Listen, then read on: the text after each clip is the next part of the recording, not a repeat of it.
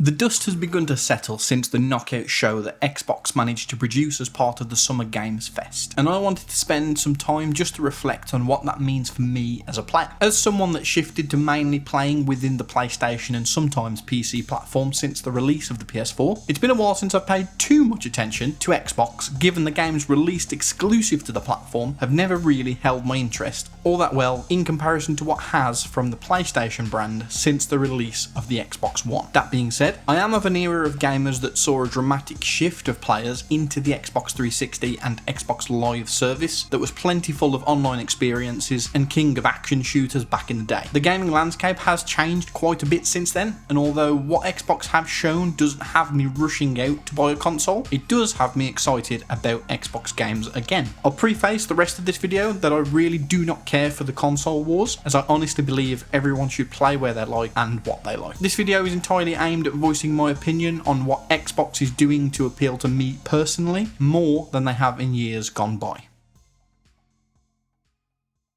I'm going to start by talking about the main reason that I had such a shift away from the Xbox brand with the release of the 8th generation consoles. That will likely give a little more context to why I titled this video with being excited for Xbox again. Looking back at the Xbox One's initial announcement window, it's safe to say that it was somewhat mired in controversy due to their original plans for the Xbox One on multiple fronts. Plans that also made me less interested in the Xbox brand overall. The first was the marketing of the console in Don Matrick's initial presentations. To say that the Xbox One was a gaming console seemed to be something that was not on the forefront of the Xbox team's mind, both through the naming of the console and the general design concept around the Xbox One being a single piece of entertainment equipment that was designed as a one solution fits all option where TV, movies and games were intended for consumption. In concept, this is fine, and to be honest, with all the media apps available on consoles these days, it has come to fruition in a way. Though if you were someone that tuned into this presentation with hopes of comparison about which gaming console ecosystem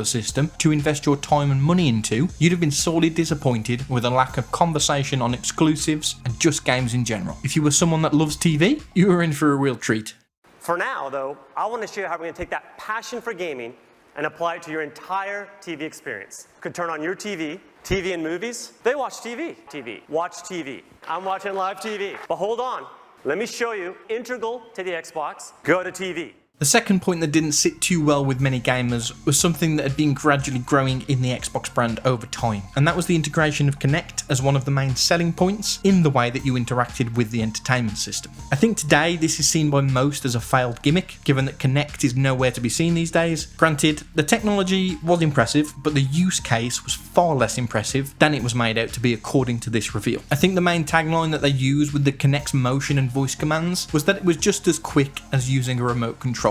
I'm not sure what angle they came from with that, given that no one is out there saying they were sick of using remote control, and Kinect by its design seemed to just be a case of you having to do a little more work to achieve the same outcome of using remote control. From a gamer's perspective, it was a bit of a head scratcher moment, not to mention all the concern this initially brought up with the Xbox One, in that there was a complete requirement on Kinect being always connected to the console to function. Microsoft did roll back on this by the time the console launched, and the Kinect even stopped being sold paired with the console bundles soon after launch. The third point, and I suppose this may be the one that Sony leaned on the heaviest with their opposition marketing material, was the Xbox One's always connected requirement that was initially rumoured and also defended by some of the staff working on the Xbox One. That being the console's complete requirement to have an internet connection to be able to do basic functions, such as playing actual games. Xbox One's original DRM policy was one intended to make sure all players had their consoles check in every 24 hours to ensure they had the correct license to play a game. If it didn't check in,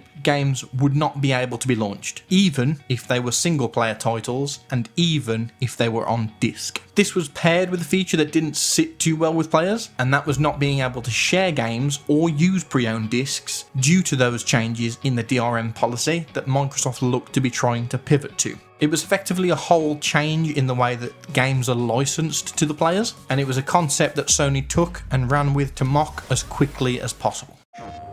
This is how you share your games on PS4.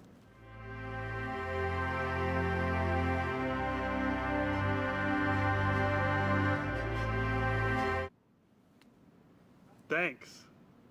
PlayStation In the initial Xbox One conference, it takes nearly 30 minutes in before a game is shown, which is an EA Sports section. It's then a further 5 minutes of Andrew Wilson's nonsense before we get into some of the Xbox exclusives, none of which blew anyone away and they landed firmly below expectation. To put it mildly, the Xbox One's initial announcement cycle was a bit of a car crash for Microsoft. And even though they did walk back on many of the policies I've spoken about, and others that I haven't, by the point of the 8th generation console launch, from many gamers' perspectives, the damage was done and it was clear that Microsoft's ambition for Xbox was not all about the games. For myself, timing wise, this fit in well with the transition from Xbox 360 to PS4. There were titles such as Uncharted, The Last of Us and Ratchet & Clank games that I'd wanted to play for years, so the shift across only seemed reasonable given the marketing campaign Sony aligned much more with what I personally wanted from a gaming console. I was fortunate enough down the line to be able to get an Xbox One as well, not too long after the Master Chief Collection launch. But outside of the Xbox One being a Halo and Gears of War machine for me, it mostly stood dormant except for some odd non-cross-play multiplayer games that I'd play with friends on. I didn't realise it at the time, but I now believe that would be the last time I purchased any gaming console hardware directly from Microsoft, which I'll talk more about later. Transferring to that PS4 at the time wasn't really a decision that I took lightly, given that I grew up playing Halo, Gears of War, Fable, and I absolutely loved all of them. But at the time, it seemed to be the only thing that made sense to do, given everything that I've just spoken about. We've heard recently from the CEO Phil Spencer of the Microsoft Gaming Division that this generation was somewhat of a failure for Xbox, and with the transition of a heavy market share in game purchases in a digital library, there is a state of less incentive for many of the console player market to begin all over again on a different platform entirely. We lost the worst generation to lose in the Xbox One generation, where everybody built their digital library of games. That being said, the shift for Xbox's focus in the gaming space post the Xbox One now seems to be much more software and subscription focused with the introduction of Game Pass. Fast forwarding in time a little bit, and by the time the Xbox Series console was announced, obviously for years at this point I've been very much driven into that PlayStation ecosystem around their franchises and trophies, etc. So that meant for me the Series consoles really had nothing on them for me to want to transition entirely back. Then of course, looking at the games, Xbox started to make many acquisitions at the start of the Xbox Series' life cycle, which all seemed promising for the varied library of games they are looking to push out. Sadly, I think we are still even today yet to see many of those acquisitions really pay off, but from what we've seen from the Summer Games Fest presentation, I think that is now about to come to fruition in a much bigger way than we have seen previously. It's also during the 9th generation console period that Microsoft started to lean heavily into the PC gaming space, with the inclusion of many of the first-party Xbox titles being available on PC, and even having a PC-based Game Pass subscription available. I mentioned the Xbox One likely being the last Microsoft-based hardware I would buy, and it's for this reason. Since the console series of releases, I haven't needed to go out and buy one due to having a PC available to play any of the games that have interested me in the Game Pass service. Granted, even though these last few years, there haven't been too many titles in there that have really captured my attention. In fact, the biggest game I was looking forward to from Xbox was probably Halo Infinite, which, as most know, fell below expectation. Nevertheless, I have always kept a keen eye on all games available in the Game Pass subscription, as I do often intend to play some games that show up on there, and if the opportunity presents itself where it's on Game Pass and PlayStation, obviously it makes more sense to play the game via the cheaper and subscription-based model for the length of time played where we're looking at value. And yes, I understand there are many more arguments to be made around ownership and subscription price and value, but someone that tends to play one game at a time isn't too bothered about physical ownership due to it being rare that I revisit games once I've played them. The subscription model does make sense from my perspective. Those conversations are something that I do have opinions on, but I'll save those for another time. The future of Xbox is what I'm thinking about right now. You would be kidding yourself to say that the variety of games shown at the most recent Xbox 2024 Game Showcase did not show great promise for the Xbox brand and value in the Game Pass subscription, considering most of what was shown will be available to play via Game Pass subscription day one. Though some of it did come across as a bit of a back-to-back trailer armour, the vibe was on point. There were a couple of reasons that this hit where it needed to for me. The first is that Xbox is showing great commitment to delivering a variety of games in their library that are not just complete retreads of existing franchises, and I think that's likely the most important aspect of what they're showing. For years I've seen people online just say that Sony games are just third-person action-adventure titles that are basically long movies. All of the franchises that get said about, I've enjoyed immensely, and some of what Xbox are looking to do here is exactly that action-adventure cinematic experience, which I think has been overdue for the Xbox brand, and why I'm so on board for what they are trying to bring.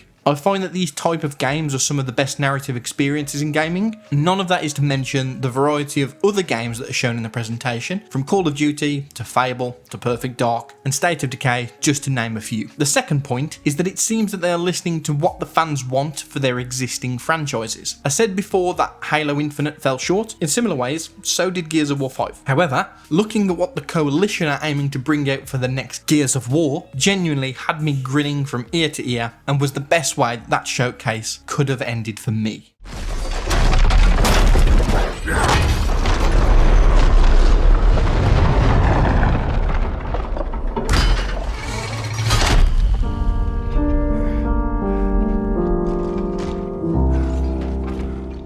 The fact that many of these games are going to be available to so many people that are already using the Game Pass subscription is one of the most interesting aspects to me. Microsoft seems to be pushing their Game Pass subscription to the forefront of what playing in the Xbox ecosystem is all about. And from a value perspective to most players, this is unquestionably pro-consumer. I know there's been some news recently about Game Pass price increases and some rejigging of the subscription tiers that has some people in the industry questioning the long-term negative effects and direction of the general subscription service that it could be heading towards. But even with those changes, I think that if Xbox are able to deliver on the games they've shown, and these trailers don't just act as a good introduction cinematic, I think that the Xbox brand will very much be in a position to continue thriving. On those Game Pass changes and price increases, I would say it has been due for a while now. You do not spend $70 billion on acquisitions, increase the value of a subscription dramatically for the consumer, and then do not expect any changes or price raises, in my opinion. We still do not know for certain what the future of Xbox looks like with Game Pass and how they are going to be able to maintain a high quality of release schedule, with the subscription counts being the driver of what's able to be delivered. It could be the start of a new way for studios in the industry to secure certainty of discoverability on the Game Pass service for millions of subscribers, and likewise, it may all begin to fall like a house of cards through a bad slate of releases and a drop in subscription count, meaning less money flow to the relevant studios from Microsoft. Only time will tell, but for now I think it's safe to say what Xbox have shown looks promising to the interests of the average player. This presentation, also including the Metal Gear Solid Delta Snake Eater trailer, certainly made it a fuller presentation for me, although that won't be, as it stands, on Game Pass. Listen up, Jack. Your mission is to infiltrate Celino Yas.